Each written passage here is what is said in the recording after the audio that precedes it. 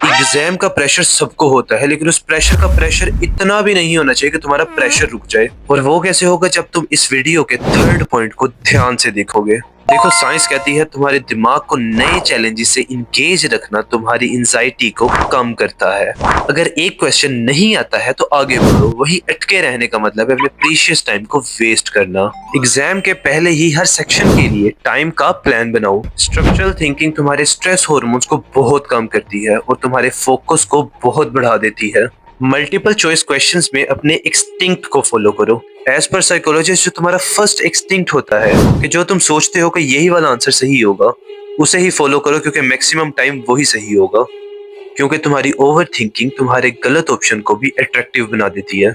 Relaxation technique को अपनाओ। Science कहती है कि डीप ब्रीदिंग और विजुअलाइजेशन से तुम अपनी एंजाइटी को 50% से रिड्यूस कर सकते हो। जो बेचैनी होती है ना एग्जाम के वक्त, अब ये सब तो उनके लिए था जो पढ़ना चाहते हैं और जिनका पढ़ाई में दिल ही नहीं लगता। ट्रस्ट मी, तुमसे कोई थोड़ी सी ज्यादा मेहनत करके तुम्हारी सीट हथिया लेगा, वो प्लेस हथिया लेगा जहाँ पर तुम हो सकते थे। ना ही सोशल सर्विस करना है तो मत पढ़ो, पर मेरे हिसाब से तो तुम्हें पढ़ना चाहिए, तुम्हें लड़ना चाहिए, क्योंकि हम तभी हारते हैं जब हम मर जाते हैं और तुम कभी जिंदा हो। इसे स्टोरी पे लगाओ और अपने हर दोस्त को शेयर करो ताकि वो तुम्हें थैंक यू बोल बोल के मर जाए।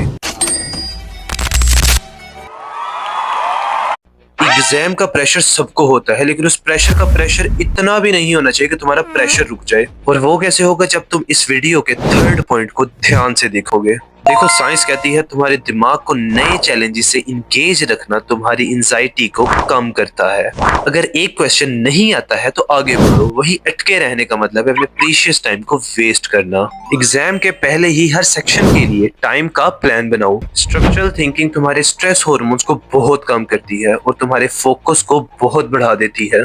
मल्टीपल चॉइस क्वेश्चंस में अपने एक्सटिंक्ट को फॉलो करो। एज पर साइकोलॉजिस्ट, जो तुम्हारा फर्स्ट एक्सटिंक्ट होता है कि जो तुम सोचते हो कि यही वाला आंसर सही होगा, उसे ही फॉलो करो, क्योंकि मैक्सिमम टाइम वही सही होगा।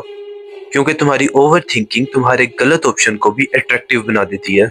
रिलैक्सेशन टेक्निक को अपनाओ। साइंस कहती है कि डीप ब्रीदिंग और विजुअलाइजेशन से तुम अपनी एंजाइटी को 50% से रिड्यूस कर सकते हो। जो बेचैनी होती है ना एग्जाम के वक्त, अब ये सब तो उनके लिए था जो पढ़ना चाहते हैं और जिनका पढ़ाई में दिल ही नहीं लगता। ट्रस्ट मी, तुमसे कोई थोड़ी सी ज्यादा मेहनत करके तुम्हारी सीट हथिया लेगा, वो प्लेस हथिया लेगा जहाँ पर तुम हो सकते थे। ना ही सोशल सर्विस करना है तो मत पढ़ो, पर मेरे हिसाब से तो तुम्हें पढ़ना चाहिए, तुम्हें लड़ना चाहिए, क्योंकि हम तभी हारते हैं जब हम मर जाते हैं और तुम कभी जिंदा हो। इसे स्टोरी पे लगाओ और अपने हर दोस्त को शेयर करो ताकि वो तुम्हें थैंक यू बोल बोल के मर जाए।